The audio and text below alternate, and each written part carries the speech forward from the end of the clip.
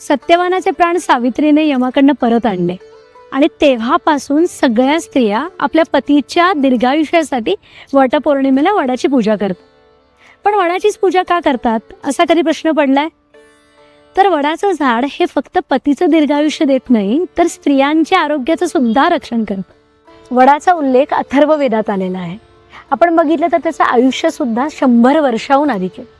तो स्थिर आहे, दीर्घायू आहे आणि म्हणूनच अशा वडाची जर आपण पूजा केली, त्याच्या सहवासात राहिलं, तर तो आपल्याला दीर्घायू आणि स्थैर्य प्राप्त करून देत असतो.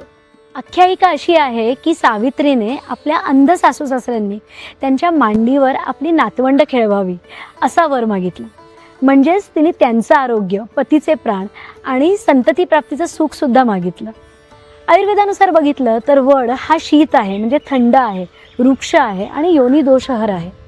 म्हणजेच स्त्रियांमध्ये स्पेसिफिकली व्हाईट डिस्चार्ज असू दे, हेवी ब्लिडिंग असेल किंवा थ्रेटन्ड अबॉर्शन सारखे कंडिशन्स आहेत, जिथे युट्राईन मसल्स वीक असतात, त्यांना सक्षम करण्याचं कामही वड करतं.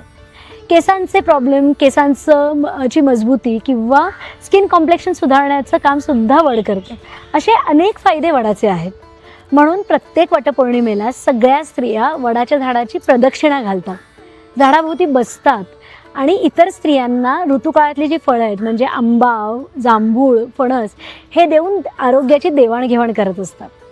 असा हा वटपौर्णिमेचा सण स्त्रियांचं शारीरिक, मानसिक आणि सामाजिक आरोग्याचं रक्षण करत असतो. हा व्हिडिओ जर आवडला असेल तर तुमच्या ओळखीतल्या इतर वटपौर्णिमा साजरा करणाऱ्यांना हा नक्की शेअर करा. आयुर्वेदी भव.